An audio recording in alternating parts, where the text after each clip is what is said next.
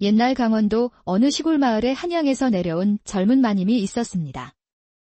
그녀의 한양 시댁 가문이 몰락하는 바람에 모두 죽고 부인 홀로 시골 마을로 내려왔지요. 그런데 그녀는 농사일을 전혀 모르다 보니 궁핍한 생활을 하고 있었습니다. 시댁의 유산인 기와집만 덩그러니 있는 집에서 젊은 마님 홀로 살아가고 있었지요. 에휴, 이를 어쩐다. 농사일을 해본 적이 없으니 앞으로 살아갈 일이 참으로 막막하구나. 어느 날 젊은 마님은 소쿠리와 호미를 들고 산중턱에 있는 밭으로 향했습니다. 저녁에 먹을 감자를 캐기 위해서였지요. 호미로 감자를 몇 개 캐님은 소쿠리에 담아 산을 내려오고 있었습니다.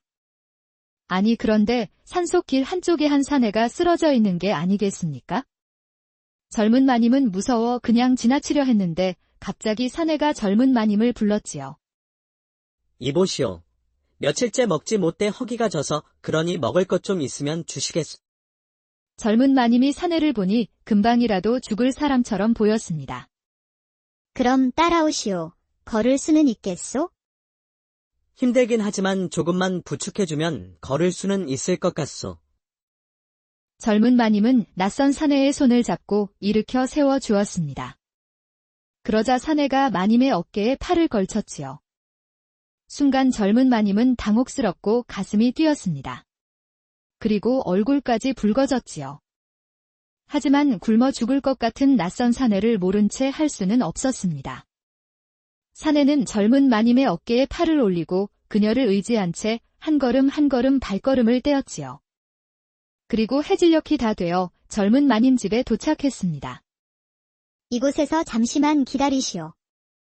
젊은 마님은 사내를 마루에 앉혀주고 캐온 감자를 씻어 가마솥에 넣고 삶았습니다. 그리고 뜨거운 감자를 들고 가서 물과 함께 사내에게 주었지요. 뜨거우니 천천히 드시오. 참으로 고맙소, 부인. 사내는 젊은 마님이 가져온 감자를 호호 불어가며 허겁지겁 먹었습니다. 삶은 감자 2개를 다 먹고 나서야 사내가 말했지요. 덕분에 살 것 같소. 헌데 나는 오갈 데가 없는 몸이니 하룻밤 묵어가도 되겠소. 이 집은 여인 혼자 살고 있는 집이오. 그러니 낯선 사내를 재워드릴 수는 없소. 꼭 방이 아니어도 좋소. 보아하니 행랑 옆에 헛간이 있던데 그것도 괜찮소? 젊은 사내가 하도 딱해 보여 마님은 그러라고 승낙을 해주었습니다.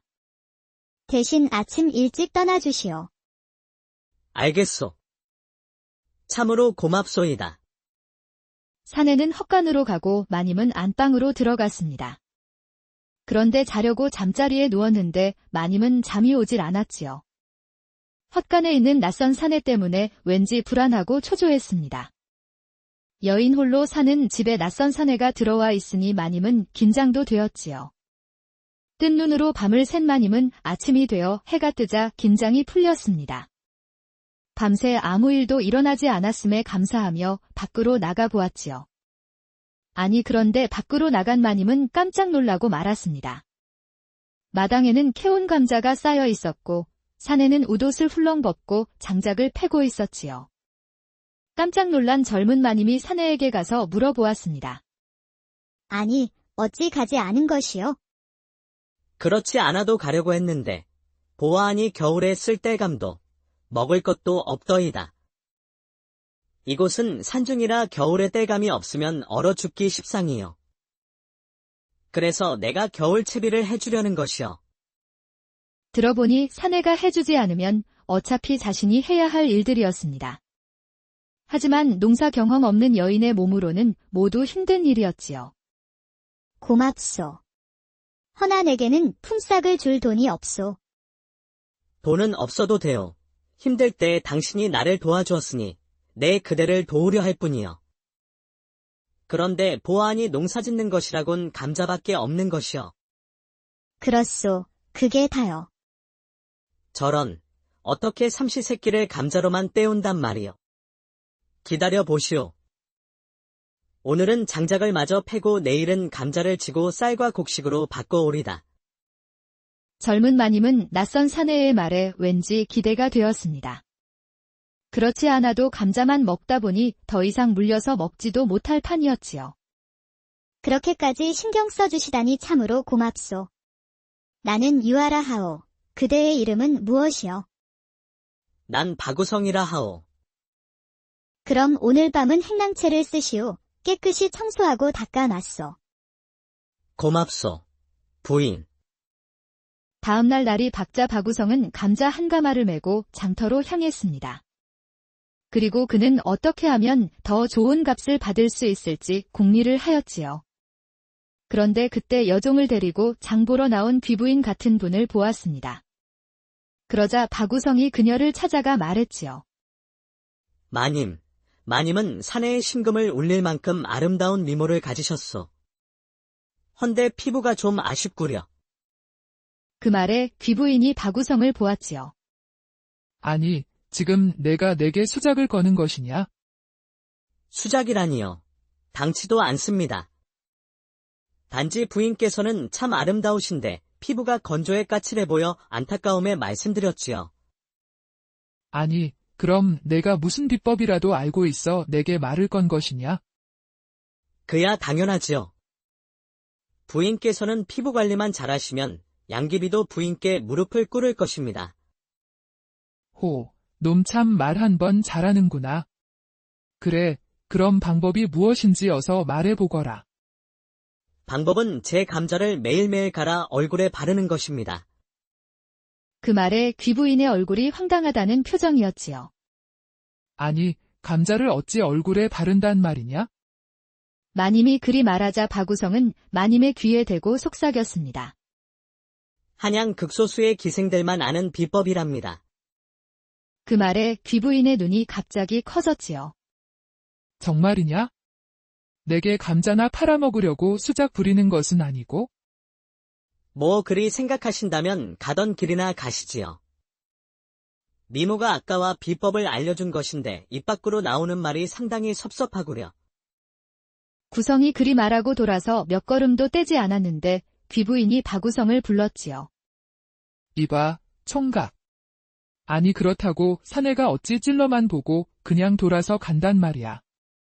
만약 총각의 말만 듣고 시키는 대로 했다가 내 얼굴에 문제가 생기면 어떻게 책임질 것이야?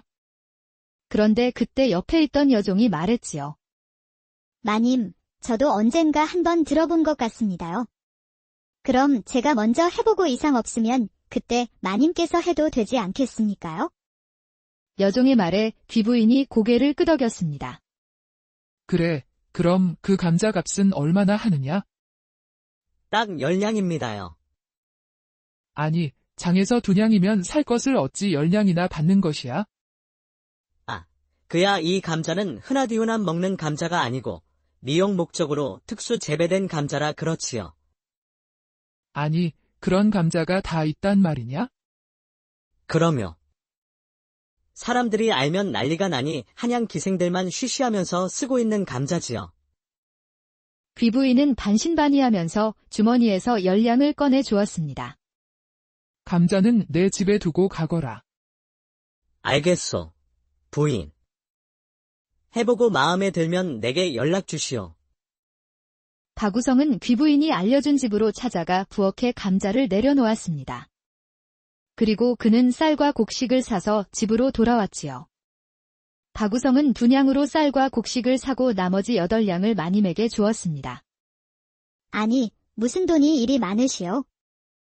감자를 팔아 곡식을 사고 남은 돈이요. 그 말에 젊은 마님 유아는 깜짝 놀랐습니다. 2냥 어치의 감자를 들고 나가 곡식을 산 2냥을 빼고도 8냥이나 남겨왔기 때문이었지요. 아니, 무슨 마법이라도 부린 것이요? 젊은 마님 유아는 박우성이 왠지 새롭게 보였습니다. 남긴 돈을 자신이 챙겨도 모를 텐데 그는 한 푼도 빼돌리지 않고 자신에게 가져다 주었지요. 그러다 보니 그녀는 박우성에 대한 믿음이 커지고 그에 대한 관심도 덩달아 커져갔습니다. 때론 임자를 만나면 값이란 달라지는 것이요. 가져간 감자가 임자를 만났을 뿐이요. 아, 그렇구려. 그럼 오늘 저녁은 쌀로 밥을 지을 테니 내 방에 와서 드시오. 알겠소. 고맙소이다. 그런데 그때 옆집 성주댁이 젊은 마님을 찾아왔습니다. 아이고, 한양 마님. 마침 집에 계셨구먼요. 그런데 이 훤칠한 총각은 누구래요? 젊은 마님은 박우성을 뭐라 말해야 할지 몰라 어물쩍거렸습니다. 그러자 박우성이 나서 말했지요. 나는 이 집에서 새로 일하게 된 일꾼이요. 아, 그렇구먼요. 머슴을 새로 들이셨구먼요. 오매, 그런데 어디서 이리 잘생긴 총각을 들이셨대요? 나중에 시간 되면 우리 집에도 한번 놀러 오시소. 성주댁은 박우성에게 가까이 다가가 그의 팔을 살짝 만지며 몸을 베베 꼬았습니다. 그러자 그 모습이 불편한 젊은 마님이 말했지요. 아니 그런데 성주댁은 무슨 일로 오신 것이요? 아이고, 내 정신 좀 봐. 다름이 아니라 이번 추석 명절에 우리 한양 마님 떡까지 같이 할 것이니 한양 마님은 떡을 할 필요 없다고 말해주려 왔구먼요. 아, 그렇소. 괜히 번거롭게 나까지 신경 쓰지 않아도 돼요. 아, 어려운 일 당하고 매일 감자만 먹고 어찌 산다요? 다른 건 몰라도 명절떡은 내가 해줄 터이니 그리 알고 있으시오. 성주댁은 말을 마치고 박우성에게 한쪽 눈을 찡긋 감으며 미소 띤 얼굴로 돌아갔습니다. 그러자 젊은 마님은 인상을 찌푸렸지요. 그녀가 떡을 해준다는 것은 고마우나 총각에게 관심을 보이자 왠지 마음이 불편했지요. 오래간만에 쌀밥을 먹고 잠자리에 든 유아는 이런저런 생각이 많았습니다. 박우성이 들어오고 나서 겨울날 준비도 마쳐 든든했지요. 그리고 덕분에 쌀밥도 먹었고 작지만 비상시 쓸 수 있는 여윳돈도 생겼습니다. 그리고 집에서 묵은지 수일이 지났어도 그는 유아에게 다짜고짜 달려들지도 않았지요. 시간이 지날수록 박우성은 능력있고 매력적인 사내로 보였습니다. 그런데 왠지 성주댁이 자꾸만 신경 쓰였지요. 떡도 좋지만 그녀가 우성에게 관심을 갖는 게 싫었습니다. 그날 밤 젊은 마님 유아는 밤새도록 우성을 생각하다 뒤늦게 잠이 들었습니다. 그리고 다음 날이 되었지요. 해가 중천에 떠서야 일어난 유아는 옷 입고 밖으로 나왔습니다. 아니, 그런데 마루에 밥상이 차려져 천으로 덮여 있는 게 아니겠습니까? 깜짝 놀란 유아가 천을 걷어 보았지요. 그러자 쌀밥과 찬이 정갈하게 차려져 있었습니다. 그 모습을 보고 유아의 눈에 눈물이 맺혔지요. 그렇게 감동적일 수가 없었습니다. 그동안 혼자라는 생각에 외롭고 무서웠습니다. 그리고 앞날이 막막하기만 했었지요. 헌데 우성이 차려놓은 밥상을 본 순간 자신은 혼자가 아니라는 생각이 들었습니다. 그녀는 밥을 먹으면서도 두 눈이 촉촉이 젖어 있었지요. 유아는 밥을 다 먹고 감자 캐러 산중턱에 있는 밭으로 향했습니다. 아니 그런데 밭에 도착해보니 성주댁이 박우성을 찾아와 만나고 있는 게 아니겠습니까? 유아는 얼른 몸을 낮추고 숨어서 그들을 지켜보았지요. 그러자 성주댁이 박우성에게 뭐라 하면서 자꾸만 달라붙고 있었습니다. 아니, 저 성주댁은 왜 자꾸 총각에게 달라붙는 것이야? 저러다 둘이 뭔 일이 생기는 것은 아닐까? 유아는 성주댁의 꼬임에 박우성이 넘어갈까 봐 왠지 자꾸 불안했습니다. 그런데 잠시 후 할 말을 다 했는지 성주댁이 박우성에게 손을 흔들며 밭을 나오고 있었지요. 그 모습을 보고 유아는 서둘러 산을 내려왔습니다. 그리고 기분이 상한 유아는 자신의 방으로 들어가 이불을 뒤집어 쓰고 자리에 누웠지요. 그리고 자신이 성주댁을 질투하고 있음을 알게 되었습니다. 내가 정말 박우성을 좋아하는 것일까? 그녀는 자신의 마음을 정확히 알 수가 없었습니다. 박우성은 자신의 집에 온 지 불과 열흘도 안 되었지요. 그런데 그 짧은 시간에 그에 대한 마음이 진정한 사랑인지 확신할 순 없었습니다. 그날 밤 모두가 잠든 후에도 유아는 불안해 잠이 오질 않았습니다. 혹시나 성주댁이 우성을 유혹하고 있는 것은 아닌지 자꾸만 불안한 생각이 들었지요. 그러다 가슴이 답답한 유아가 밖으로 나왔습니다. 그리고 박우성이 머물고 있는 행랑채를 보았는데 방에는 불이 꺼져 있었지요. 그러자 그녀는 살금살금 다가가 그가 방 안에 있는지 확인해 보았습니다. 다행히도 그의 방 앞에는 신발이 놓여 있고 방에서는 코 고는 소리가 들려왔지요. 안심하고 변소간에 들러 소변 보고 밖으로 나왔습니다. 아니 그런데 그 사이 박우성 방 앞에 성주댁이 찾아와 서성이고 있는 게 아니겠습니까? 유아는 그 모습을 보고 깜짝 놀라 몸을 낮추었지요. 아니, 그런데 성주댁이 잠시 후 방 안으로 들어가는 것이었습니다. 그러자 유아는 가슴이 터질 듯 두근거리며 화가 났지요. 화난 유아는 박우성의 방 앞으로 가서 귀를 기울여 보았습니다. 아니, 그런데 아무런 소리도 들리지 않았지요. 유아는 불안하고 초조해하며 그녀가 나오기만을 기다렸습니다. 그런데 한참이 지나도 그녀는 나오질 않았지요. 헌데 방 안에서는 아무런 소리도 나질 않았습니다. 남녀가 사랑을 나누면 여인의 신음소리가 나기 마련이지요. 그런데 방 안에서는 아무런 소리도 들리지 않았습니다. 그녀는 가슴이 답답했지만 돌아서 나올 수밖에 없었지요. 자신의 방으로 돌아온 유아는 심장이 두근거리고 가슴이 터질 것만 같았습니다. 성주댁이 박우성과 방에서 무엇을 하고 있을지 자꾸만 상상이 되었지요.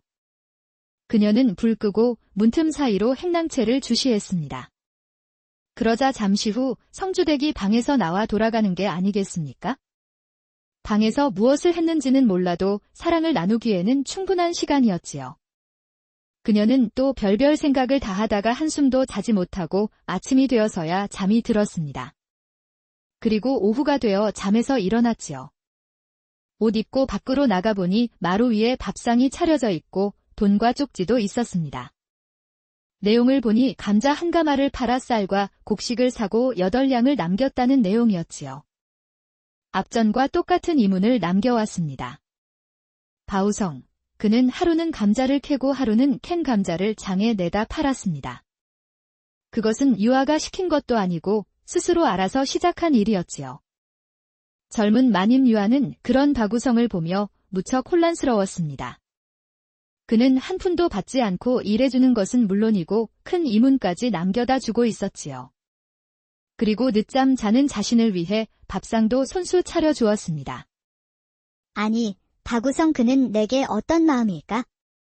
그는 나를 좋아하는 마음일까?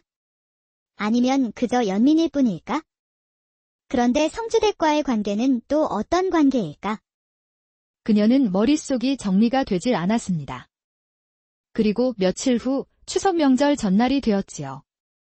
아침 일찍부터 성주댁이 유아를 찾아왔습니다. 아이고, 한양 마님. 이번에 떡 좀 많이 하려다 보니 일손이 부족하구먼요.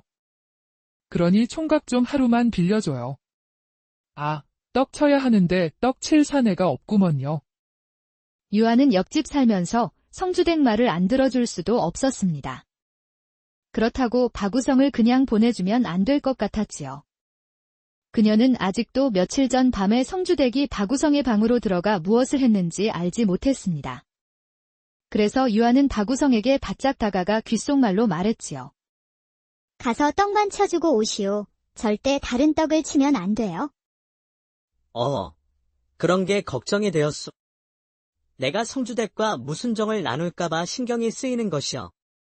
아니, 누가 그런 게 신경 쓰인다 했소? 그저 떡만 쳐주고 오라는 이야기지요. 하하, 걱정 마시오. 내 떡만 치고 오리다. 박우성이 성주댁을 따라 나가자 유아는 담장 틈으로 옆집을 살펴보았습니다. 그러자 옆집 마당 한편에 있는 절구통에 찐 밥을 넣고 박우성이 절구질을 시작하였지요. 건장한 체격에서 뿜어져 나오는 그의 힘찬 절구질을 보고 유아는 가슴이 뜨거워졌습니다.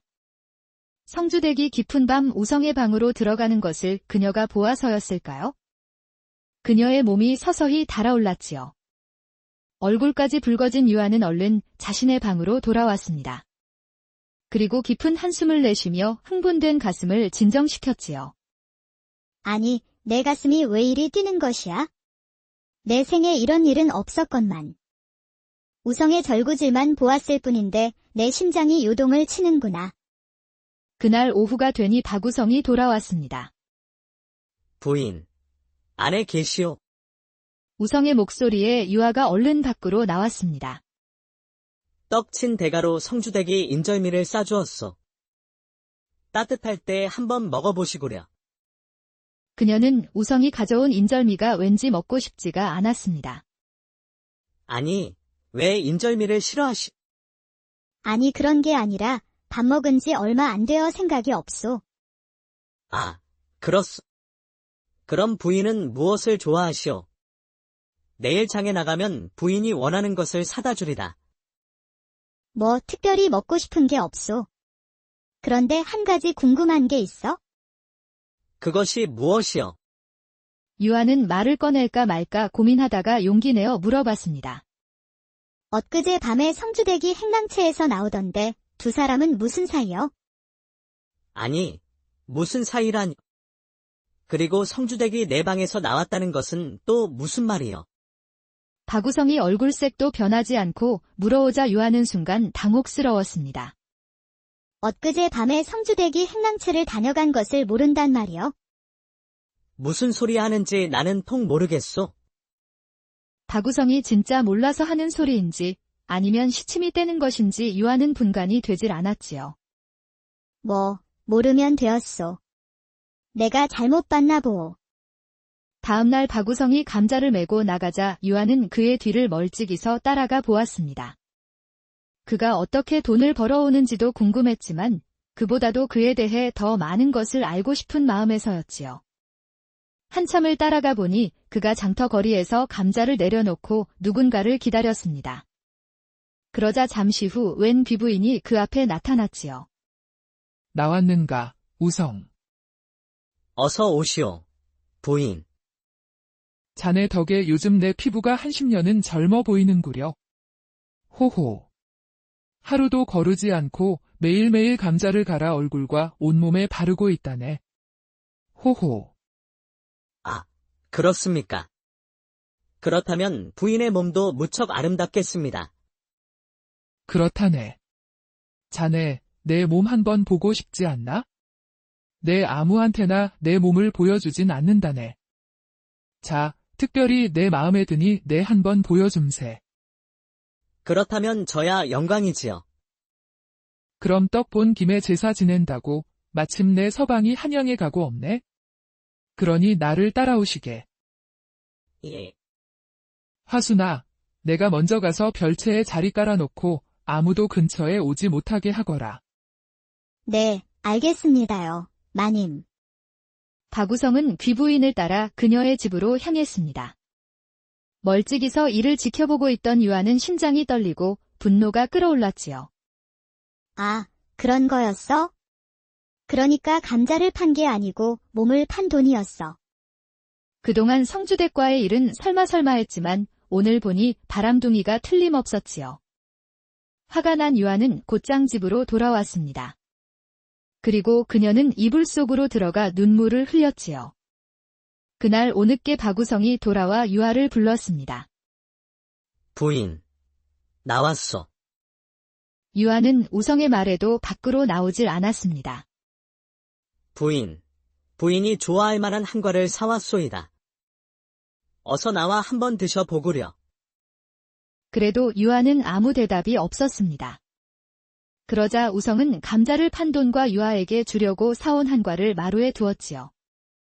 그리고 그는 자신의 방으로 건너가 잠이 들었습니다. 그런데 잠결에 이상함을 느낀 우성이 눈을 떠 보았지요. 아니 그런데 성주댁이 자신의 곁에서 잠들어 있는 게 아니겠습니까? 깜짝 놀란 우성이 일어나 불을 켜보니 그녀가 깊이 잠들어 있었지요. 이보시오, 성주댁. 어찌 내 방에 와서 자는 것이오? 우성이 성주댁을 흔들어 깨우자 성주댁이 눈을 비비며 일어났습니다. 아니, 이곳은 어디요? 어디긴 어디요. 내가 묵는 방이지. 그런데 내가 왜 이곳에 있는 것이요? 난들 알겠소. 당신이 어째 내 방에 왔는지. 몽유병이 있었던 성주댁은 좋아했던 우성에게 자신도 모르게 잠결에 찾아왔던 것이었습니다. 아이고야, 부끄럽구먼. 미안하게 되었소, 우성. 성주댁이 부끄러워 서둘러 밖으로 나갔습니다. 아니 그런데 이건 또 무슨 일이랍니까? 유아가 우성의 방문 앞에 우두커니 서 있는 게 아니겠습니까? 아니, 성주댁, 이게 뭐 하는 짓이요? 아, 한양 마님. 오해 마소. 성주댁은 유아를 보자마자 부끄러운 나머지 그대로 주랭랑을 치고 말았지요. 나오시오, 부인. 아니, 우성은 도대체 몇 사람을 만나는 것이요? 아니, 내가 몇 사람을 만나다니. 그게 무슨 소리? 어제는 어떤 귀부인을 만나더니 오늘은 성주댁을 만나고 내일은 누구를 만날 것이요? 유아의 말에 우성이 소리내어 웃었습니다. 아니, 지금 웃음이 나오시오. 그래서 요즘 내게 그랬던 것이요. 박우성이 갑자기 유아의 손을 잡았습니다. 그러자 유아는 화들짝 놀라며 손을 빼려 하였지요. 가만히 있어 보시오, 부인. 우성은 유아의 손을 놓지 않은 채 그녀의 눈을 보았지요. 내 눈을 보시오. 내 눈은 거짓말을 하지 않을 테니. 유아는 우성이 손을 놓아주지 않자 어쩔 수 없이 그의 눈을 보았습니다. 그대가 본 것은 모두 오해였소. 어제 만난 귀부인은 그저 감자를 이용해 피부 미용하는 것을 가르쳐줬을 뿐이요. 그리고 성주댁이 내 방을 찾은 것은 그녀의 몽유병 때문이요. 그러니 부인이 오해할 만했던 것이요. 그 말이 사실이요? 그렇소. 내 하늘의 맹세코 진실이요. 우성의 말을 듣고 유아는 한시름 놓았습니다. 알겠소. 뭐 그 말이 사실인지 확인할 길은 없으나 오늘은 늦었으니 어서 들어가 쉬시오. 유아는 행랑채를 떠나 자신의 방으로 돌아왔습니다. 그리고 우성을 생각했지요. 그래, 내가 오해한 것이야. 모든 정황이 그를 오해할 수밖에 없었어. 오해가 풀리자 유아는 가뿐한 마음으로 잠이 들었습니다. 그리고 아침 일찍 상쾌한 기분으로 일어났지요. 유아는 기분이 좋아 아침상을 차려놓고 우성의 방으로 향했습니다. 우성, 일어났소. 여러 번 불러봐도 대답이 없자 유아는 그의 방문을 열어보았지요. 아니 그런데 자고 있는 그의 모습을 보고 유아는 깜짝 놀라고 말았습니다. 그의 겉옷은 벗겨져 있고 바지는 우뚝 솟아 있었지요. 마치 커다란 천막을 쳐놓은 것처럼 그의 바지가 팽팽히 서 있었습니다. 그 모습을 보고 유아는 얼굴이 붉게 달아올랐지요. 그리고 가슴도 두근거렸습니다. 어머나, 이제 보니 그것도 아주 튼실해 보이네. 호호. 그에 대한 오해가 풀리자 유아는 그런 우성의 모습도 무척 사랑스러웠습니다. 그러자 그녀는 망설임 없이 그의 방으로 들어갔지요. 그리고 그의 허리끈을 풀었습니다. 잠결에 일어난 우성은 곁에 와 있는 유아를 보고 그녀를 끌어안았지요. 그리고 행랑채에서 쿵쿵거리는 소리가 마당까지 들렸습니다. 그 일이 있고 두 사람은 서로 사랑하는 연인이 되었지요. 집안에서 서로 마주치면 우성이 달려가 그녀의 입술에 입맞춤을 했습니다. 그리고 감정이 끓어오르면 곧바로 방으로 들어가곤 하였지요. 그렇게 두 사람은 부부와 다를 바가 없었습니다. 그리고 우성은 아예 유아의 안방에서 기거를 하였지요. 그리고 우성이 감자를 모두 팔자 유아의 손에는 100냥이 넘는 돈이 생겼습니다. 가문이 몰락하고 오래간만에 만져보는 큰돈이었지요. 유아는 먹지 않아도 배가 불렀습니다. 그만큼 든든했지요. 우성은 참으로 대단하오. 장사 수완도 좋지만 그대의 머리는 참으로 명석해 보이오. 우성은 유아의 손을 잡았습니다. 그리고 그녀의 눈을 보며 말했지요. 부인은 나를 믿소. 갑자기 뜬금없는 우성의 말에 유아가 물었습니다. 갑자기 그건 왜 물으시오? 말해보시오. 부인은 나를 믿소. 그럼요. 믿으니 우린 한 방을 쓰는 게 아니겠소? 우성은 잠시 멈추더니 한숨을 크게 쉬고 입을 열었습니다. 부인께 한 가지 고백할 게 있어. 실은 나는 지금 쫓기는 중이여. 우성의 말에 깜짝 놀라 유아가 물었습니다. 아니, 무엇 때문에 쫓기는 것이요? 내 아버지는 영의정 박찬성이요. 헌데 조정의 정적들에 의해 모함을 당했어. 그래서 아버지는 유배되었고 나는 관노가 되기 싫어 도망 중이요. 박우성의 말을 들은 유아는 깜짝 놀라고 말았습니다. 우성이 범상치 않고 명석하다 생각했었는데 그는 영의정의 자제였지요. 아, 그런가요? 정말 놀라운 일이 있었군요. 이제 나는 다시 떠날 때가 된 것 같소. 꼬리가 길면 잡히는 법이요. 머지않아 이곳도 추적꾼들이 찾아올 것이요. 우성이 떠나야 한다는 말에 유아는 눈물이 핑 돌았습니다. 이제야 마음 주고 진정 사랑하는 사람을 만났건만 또 이별이라니 가슴이 너무 아팠지요. 떠나면 어디로 갈 것이요? 내겐 정해진 곳이 없소. 그저 추노꾼들을 피해 전국을 떠돌 뿐이요. 유아는 눈물을 흘리며 울었습니다. 우성은 그런 유아의 눈물을 닦아 주었지요. 미안하오. 내가 정을 주지 말았어야 했는데 당신의 마음을 아프게 하였구려. 한참을 울고 난 유아가 말했습니다. 나는 더 이상 이별은 싫소. 사랑하는 사람을 잃는 아픔을 다시는 겪고 싶지가 않소. 그러니 내 곁을 떠나지 마시오. 자칫하면 부인까지 위험할 수 있소. 도망자를 숨겨주면 그 벌 또한 중죄여. 그런 것은 이제 무섭지 않습니다. 다만 사랑하는 사람을 잃고 싶지 않을 뿐이요. 이곳에서 멀지 않은 곳에 사람이 살지 않는 오래된 남자가 있다고 들었습니다. 그곳에서 머물면 되지 않겠소? 우성도 유아를 떠나기 싫었습니다. 하지만 그녀를 사랑하기에 떠나야만 했지요. 헌데 유아의 간절한 제안에 우성은 생각해 보았습니다. 어차피 평생을 쫓겨 다녀야 하는데 언젠가는 잡힐 수도 있었지요. 그럴 거라면 사랑하는 사람 곁에 있다가 잡히는 게 낫겠다는 생각이 들었습니다. 그리하여 우성은 짐을 싸고 유아와 함께 산속 암자로 향했지요. 한참을 걸어 도착해보니 암자는 폐허가 되어 있었습니다. 이것저것 손 좀 보면 사람은 살 수 있을 것 같소. 내가 자주 찾아오겠소? 우선 이곳에서 몸을 숨기고 있으시오. 그날 밤 유아는 우성과 함께 폐허가 된 암자에서 묵고 다음날 산을 내려왔습니다. 우성을 산속에 두고 나오려니 그녀의 발걸음이 떨어지질 않았지요. 사랑하는 사람을 산속에 버려두고 오는 것 같아 그녀의 가슴은 찢어질 듯 아팠습니다.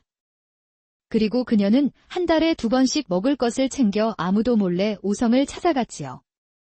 그리고 하룻밤을 보내고 다음날 다시 돌아오곤 하였습니다. 그렇게 몇 년이 흐른 어느 날이었지요. 장에 나갔던 유아가 벽보에 붙은 방을 보았습니다. 임금이 바뀌고 유배된 영의정 대감은 무고로 방면되었다는 것이었지요. 유아는 방을 보자마자 암자로 쉬지 않고 달려갔습니다. 우성. 아버님께서 무고로 방면되었소. 아니, 그것이 무슨 말이요? 방을 보았소. 임금이 바뀌고 영의정 대감은 무고로 방면되었다는 내용이요. 그 말에 우성의 두 눈에서는 눈물이 쏟아졌습니다. 유아는 그런 우성을 품에 안았지요.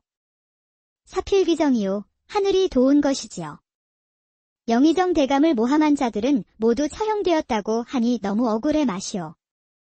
끝까지 우성을 포기하지 않은 유아는 훗날 우성의 부인이 되었습니다. 그리고 우성의 아버지 영의정은 다시 조정에 복귀를 하였지요. 우성도 관직에 올라 조정의 관리가 되었습니다. 부자는 임금의 총애를 받는 신하가 되었지요. 그리고 우성과 유아 두 사람은 부부가 되었습니다. 두 사람은 서로 사랑하며 아들, 딸 낳고 평생을 행복하게 잘 살았답니다. 가문이 몰락했던 두 사람은 가장 어려울 때 만났었지요.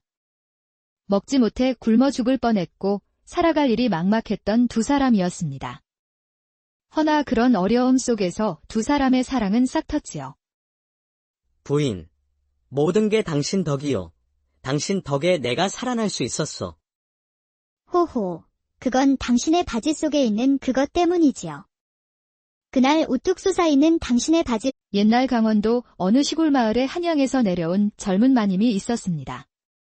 그녀의 한양 시댁 가문이 몰락하는 바람에 모두 죽고 부인 홀로 시골 마을로 내려왔지요. 그런데 그녀는 농사일을 전혀 모르다 보니 궁핍한 생활을 하고 있었습니다. 시댁의 유산인 기와집만 덩그러니 있는 집에서 젊은 마님 홀로 살아가고 있었지요. 에휴, 일을 어쩐다. 농사일을 해본 적이 없으니 앞으로 살아갈 일이 참으로 막막하구나. 어느 날 젊은 마님은 소쿠리와 호미를 들고 산중턱에 있는 밭으로 향했습니다. 저녁에 먹을 감자를 캐기 위해서였지요. 호미로 감자를 몇 개 캐님은 소쿠리에 담아 산을 내려오고 있었습니다. 아니 그런데 산속 길 한쪽에 한 사내가 쓰러져 있는 게 아니겠습니까? 젊은 마님은 무서워 그냥 지나치려 했는데 갑자기 사내가 젊은 마님을 불렀지요. 이보시오. 며칠째 먹지 못해 허기가 져서 그러니 먹을 것 좀 있으면 주시겠소. 젊은 마님이 사내를 보니 금방이라도 죽을 사람처럼 보였습니다. 그럼 따라오시오. 걸을 수는 있겠소?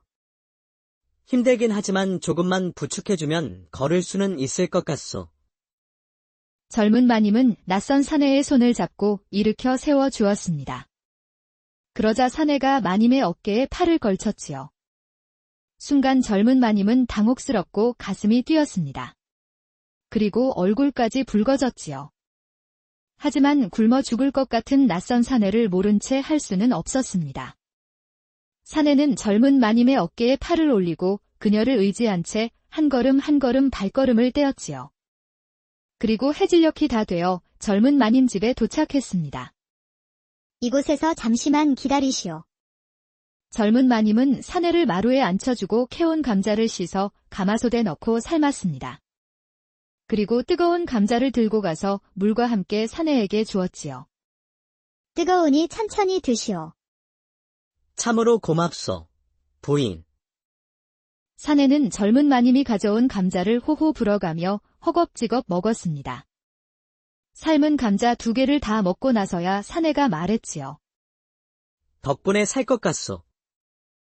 헌데 나는 오갈 데가 없는 몸이니 하룻밤 묵어가도 되겠소. 이 집은 여인 혼자 살고 있는 집이오. 그러니 낯선 사내를 재워드릴 수는 없소.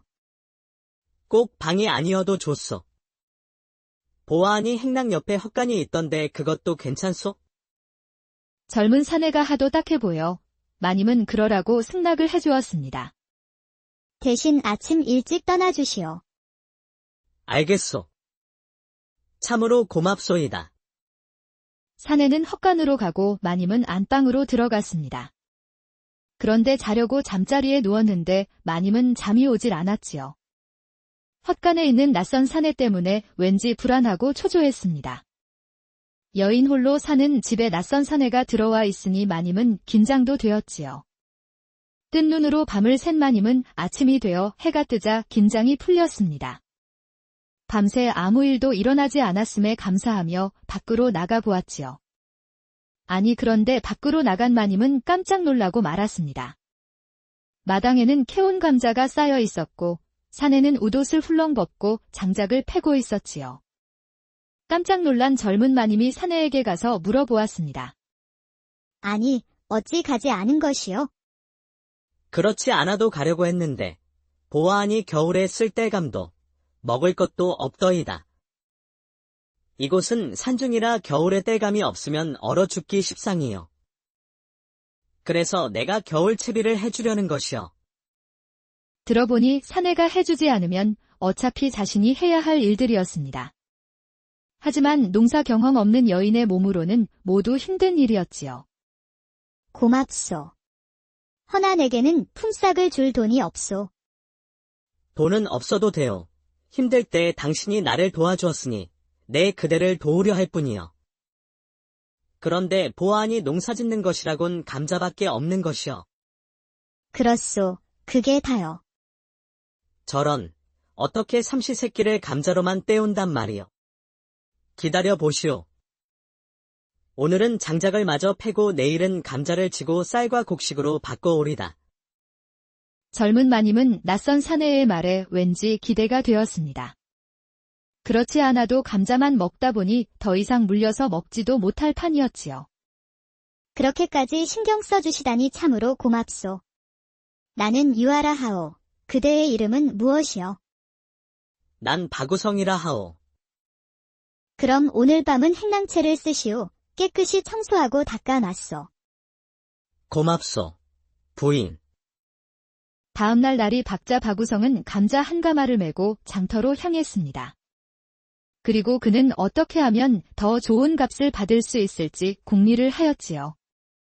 그런데 그때 여종을 데리고 장보러 나온 귀부인 같은 분을 보았습니다. 그러자 박우성이 그녀를 찾아가 말했지요. 마님은 사내의 심금을 울릴 만큼 아름다운 미모를 가지셨소. 헌데 피부가 좀 아쉽구려. 그 말에 귀부인이 박우성을 보았지요. 아니, 지금 내가 내게 수작을 거는 것이냐? 수작이라니요. 당치도 않습니다. 단지 부인께서는 참 아름다우신데 피부가 건조해 까칠해 보여 안타까움에 말씀드렸지요. 아니, 그럼 내가 무슨 비법이라도 알고 있어 내게 말을 건 것이냐? 그야 당연하지요. 부인께서는 피부 관리만 잘하시면 양귀비도 부인께 무릎을 꿇을 것입니다. 호, 놈 참 말 한 번 잘하는구나. 그래, 그럼 방법이 무엇인지 어서 말해보거라. 방법은 제 감자를 매일매일 갈아 얼굴에 바르는 것입니다. 그 말에 귀부인의 얼굴이 황당하다는 표정이었지요. 아니, 감자를 어찌 얼굴에 바른단 말이냐? 마님이 그리 말하자 박우성은 마님의 귀에 대고 속삭였습니다. 한양 극소수의 기생들만 아는 비법이랍니다. 그 말에 귀부인의 눈이 갑자기 커졌지요. 정말이냐? 내게 감자나 팔아먹으려고 수작 부리는 것은 아니고? 뭐 그리 생각하신다면 가던 길이나 가시지요. 미모가 아까와 비법을 알려준 것인데 입 밖으로 나오는 말이 상당히 섭섭하구려. 구성이 그리 말하고 돌아서 몇 걸음도 떼지 않았는데 귀부인이 박우성을 불렀지요. 이봐, 총각.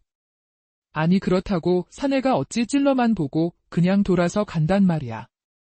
만약 총각의 말만 듣고 시키는 대로 했다가 내 얼굴에 문제가 생기면 어떻게 책임질 것이야? 그런데 그때 옆에 있던 여종이 말했지요. 마님, 저도 언젠가 한번 들어본 것 같습니다요. 그럼 제가 먼저 해보고 이상 없으면 그때 마님께서 해도 되지 않겠습니까요? 여종의 말에 귀부인이 고개를 끄덕였습니다. 그래, 그럼 그 감자 값은 얼마나 하느냐? 딱 10냥입니다요. 아니, 장에서 2냥이면 살 것을 어찌 10냥이나 받는 것이야? 그야 이 감자는 흔하디흔한 먹는 감자가 아니고 미용 목적으로 특수 재배된 감자라 그렇지요. 아니, 그런 감자가 다 있단 말이냐? 그럼요. 사람들이 알면 난리가 나니 한양 기생들만 쉬쉬하면서 쓰고 있는 감자지요. 귀부인은 반신반의하면서 주머니에서 10냥을 꺼내 주었습니다. 감자는 내 집에 두고 가거라. 알겠소, 부인. 해보고 마음에 들면 내게 연락 주시오. 박우성은 귀부인이 알려준 집으로 찾아가 부엌에 감자를 내려놓았습니다. 그리고 그는 쌀과 곡식을 사서 집으로 돌아왔지요. 박우성은 2냥으로 쌀과 곡식을 사고 나머지 8냥을 마님에게 주었습니다. 아니, 무슨 돈이 이리 많으시오? 감자를 팔아 곡식을 사고 남은 돈이요. 그 말에 젊은 마님 유아는 깜짝 놀랐습니다. 2냥 어치의 감자를 들고 나가 곡식을 산 2냥을 빼고도 8냥이나 남겨왔기 때문이었지요. 아니, 무슨 마법이라도 부린 것이요? 젊은 마님 유아는 박우성이 왠지 새롭게 보였습니다. 남긴 돈을 자신이 챙겨도 모를 텐데 그는 한 푼도 빼돌리지 않고 자신에게 가져다 주었지요. 그러다 보니 그녀는 박우성에 대한 믿음이 커지고 그에 대한 관심도 덩달아 커져갔습니다. 때론 임자를 만나면 값이란 달라지는 것이요. 가져간 감자가 임자를 만났을 뿐이요. 아, 그렇구려. 그럼 오늘 저녁은 쌀로 밥을 지을 테니 내 방에 와서 드시오. 알겠소. 고맙소이다. 그런데 그때 옆집 성주댁이 젊은 마님을 찾아왔습니다. 아이고, 한양 마님. 마침 집에 계셨구먼요. 그런데 이 훤칠한 총각은 누구래요? 젊은 마님은 박우성을 뭐라 말해야 할지 몰라 어물쩍거렸습니다. 그러자 박우성이 나서 말했지요.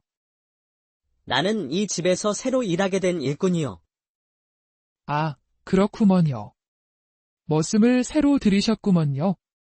오매, 그런데 어디서 이리 잘생긴 총각을 들이셨대요? 나중에 시간 되면 우리 집에도 한번 놀러 오시소.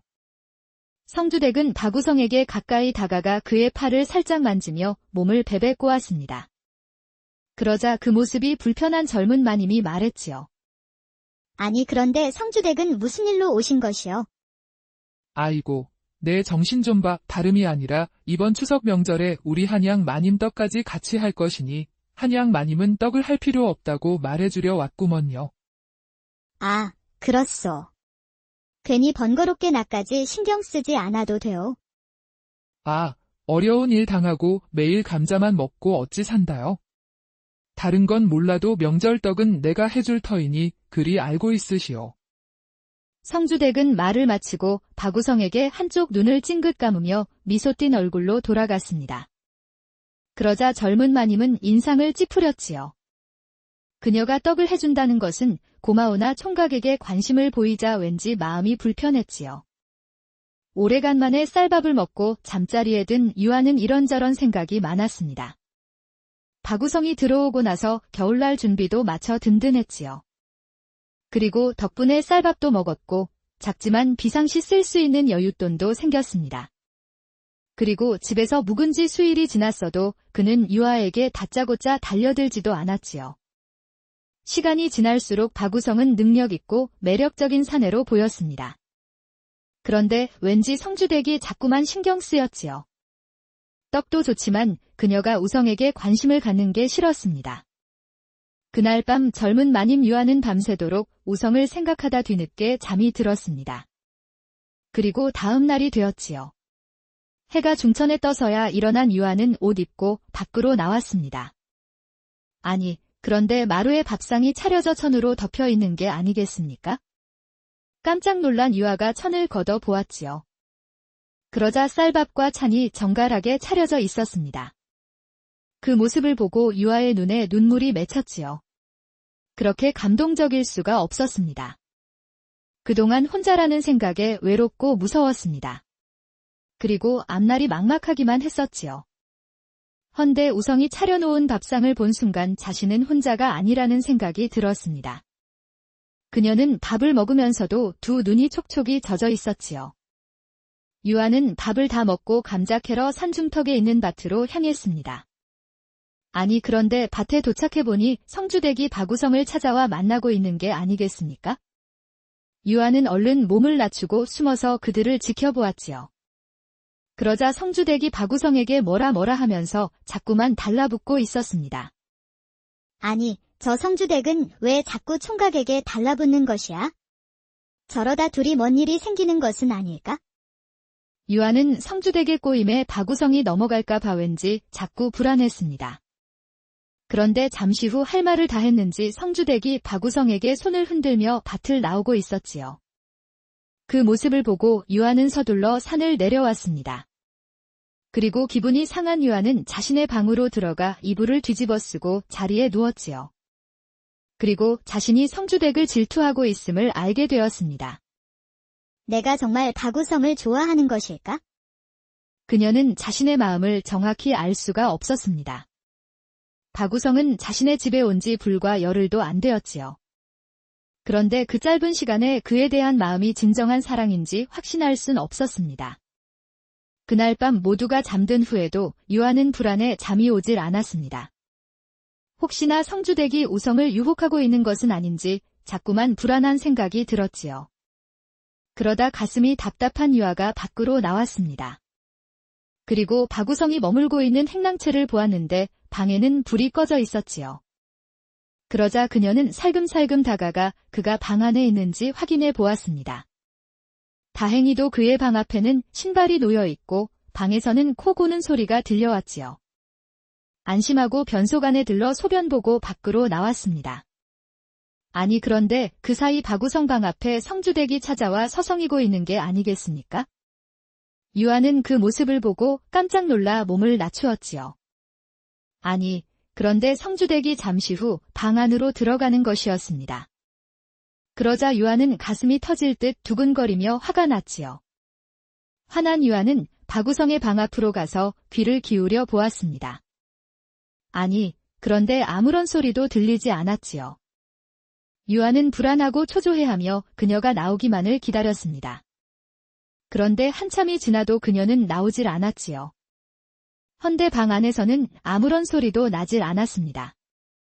남녀가 사랑을 나누면 여인의 신음소리가 나기 마련이지요.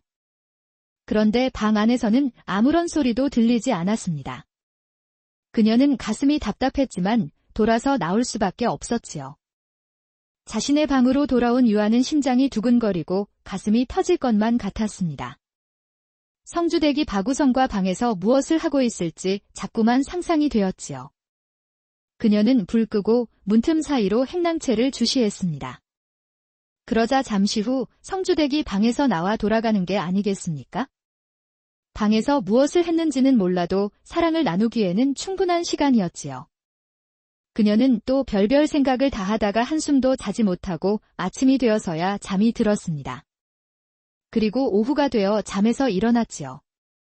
옷 입고 밖으로 나가보니 마루 위에 밥상이 차려져 있고 돈과 쪽지도 있었습니다. 내용을 보니 감자 한 가마를 팔아 쌀과 곡식을 사고 8량을 남겼다는 내용이었지요. 앞전과 똑같은 이문을 남겨왔습니다. 박우성, 그는 하루는 감자를 캐고 하루는 캔 감자를 장에 내다 팔았습니다. 그것은 유아가 시킨 것도 아니고 스스로 알아서 시작한 일이었지요. 젊은 마님 유아는 그런 박우성을 보며 무척 혼란스러웠습니다. 그는 한 푼도 받지 않고 일해주는 것은 물론이고 큰 이문까지 남겨다 주고 있었지요. 그리고 늦잠 자는 자신을 위해 밥상도 손수 차려 주었습니다. 아니, 박우성 그는 내게 어떤 마음일까? 그는 나를 좋아하는 마음일까? 아니면 그저 연민일 뿐일까? 그런데 성주댁과의 관계는 또 어떤 관계일까? 그녀는 머릿속이 정리가 되질 않았습니다. 그리고 며칠 후 추석 명절 전날이 되었지요. 아침 일찍부터 성주댁이 유아를 찾아왔습니다. 아이고, 한양 마님. 이번에 떡 좀 많이 하려다 보니 일손이 부족하구먼요.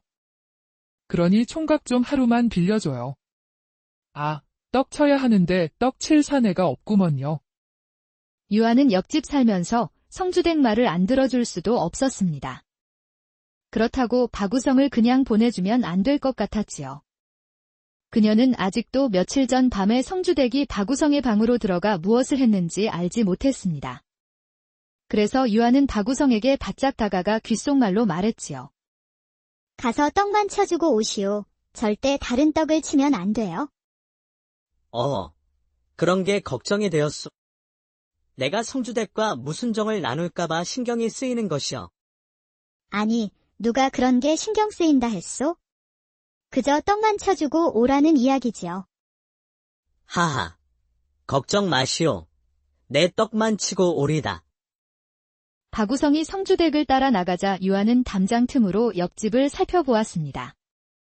그러자 옆집 마당 한편에 있는 절구통에 찐 밥을 넣고 박우성이 절구질을 시작하였지요. 건장한 체격에서 뿜어져 나오는 그의 힘찬 절구질을 보고 유아는 가슴이 뜨거워졌습니다. 성주댁이 깊은 밤 우성의 방으로 들어가는 것을 그녀가 보아서였을까요? 그녀의 몸이 서서히 달아올랐지요. 얼굴까지 붉어진 유아는 얼른 자신의 방으로 돌아왔습니다. 그리고 깊은 한숨을 내쉬며 흥분된 가슴을 진정시켰지요. 아니, 내 가슴이 왜 이리 뛰는 것이야? 내 생에 이런 일은 없었건만. 우성의 절구질만 보았을 뿐인데 내 심장이 요동을 치는구나. 그날 오후가 되니 박우성이 돌아왔습니다. 부인, 안에 계시오. 우성의 목소리에 유아가 얼른 밖으로 나왔습니다. 떡친 대가로 성주댁이 인절미를 싸주었소. 따뜻할 때 한번 먹어보시구려. 그녀는 우성이 가져온 인절미가 왠지 먹고 싶지가 않았습니다. 아니, 왜 인절미를 싫어하시...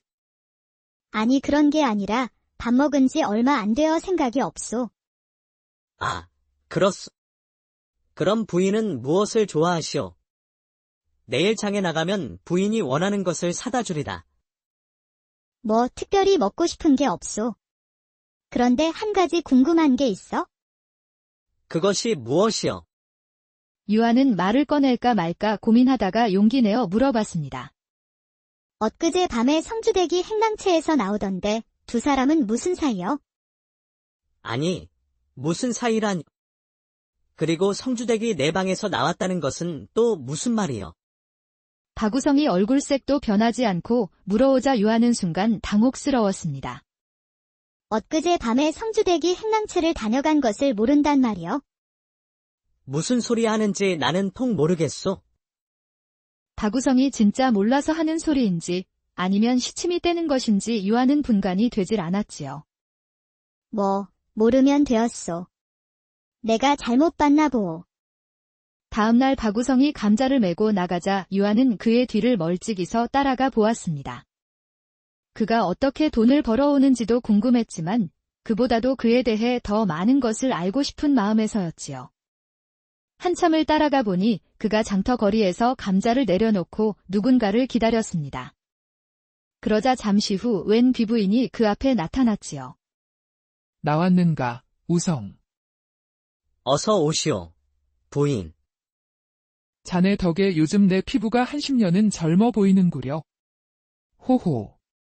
하루도 거르지 않고 매일매일 감자를 갈아 얼굴과 온몸에 바르고 있다네. 호호. 아, 그렇습니까? 그렇다면 부인의 몸도 무척 아름답겠습니다. 그렇다네. 자네, 내 몸 한번 보고 싶지 않나? 내 아무한테나 내 몸을 보여주진 않는다네. 자, 특별히 내 마음에 드니 내 한번 보여줌세. 그렇다면 저야 영광이지요. 그럼 떡 본 김에 제사 지낸다고 마침내 서방이 한양에 가고 없네? 그러니 나를 따라오시게. 예. 화순아, 내가 먼저 가서 별채에 자리 깔아놓고 아무도 근처에 오지 못하게 하거라. 네, 알겠습니다요, 마님. 박우성은 귀부인을 따라 그녀의 집으로 향했습니다. 멀찍이서 이를 지켜보고 있던 유아는 심장이 떨리고 분노가 끓어올랐지요. 아, 그런 거였어? 그러니까 감자를 판 게 아니고 몸을 판 돈이었어. 그동안 성주댁과의 일은 설마설마했지만 오늘 보니 바람둥이가 틀림없었지요. 화가 난 유아는 곧장 집으로 돌아왔습니다. 그리고 그녀는 이불 속으로 들어가 눈물을 흘렸지요. 그날 오늦게 박우성이 돌아와 유아를 불렀습니다. 부인, 나왔소. 유아는 우성의 말에도 밖으로 나오질 않았습니다. 부인이 좋아할 만한 한과를 사왔소이다. 어서 나와 한번 드셔보구려. 그래도 유아는 아무 대답이 없었습니다. 그러자 우성은 감자를 판 돈과 유아에게 주려고 사온 한과를 마루에 두었지요. 그리고 그는 자신의 방으로 건너가 잠이 들었습니다. 그런데 잠결에 이상함을 느낀 우성이 눈을 떠 보았지요. 아니 그런데 성주댁이 자신의 곁에서 잠들어 있는 게 아니겠습니까? 깜짝 놀란 우성이 일어나 불을 켜보니 그녀가 깊이 잠들어 있었지요. 이보시오, 성주댁. 어찌 내 방에 와서 자는 것이오? 우성이 성주댁을 흔들어 깨우자 성주댁이 눈을 비비며 일어났습니다. 아니, 이곳은 어디요? 어디긴 어디요. 내가 묵는 방이지. 그런데 내가 왜 이곳에 있는 것이요? 난들 알겠소. 당신이 어째 내 방에 왔는지. 몽유병이 있었던 성주댁은 좋아했던 우성에게 자신도 모르게 잠결에 찾아왔던 것이었습니다. 아이고야, 부끄럽구먼. 미안하게 되었소, 우성. 성주댁이 부끄러워 서둘러 밖으로 나갔습니다. 아니 그런데 이건 또 무슨 일이랍니까? 유아가 우성의 방문 앞에 우두커니 서 있는 게 아니겠습니까? 아니, 성주댁, 이게 뭐 하는 짓이요? 아, 한양 마님. 오해 마소. 성주댁은 유아를 보자마자 부끄러운 나머지 그대로 주랭랑을 치고 말았지요. 나오시오, 부인. 아니, 우성은 도대체 몇 사람을 만나는 것이요? 아니, 내가 몇 사람을 만나다니. 그게 무슨 소리? 어제는 어떤 비부인을 만나더니 오늘은 성주댁을 만나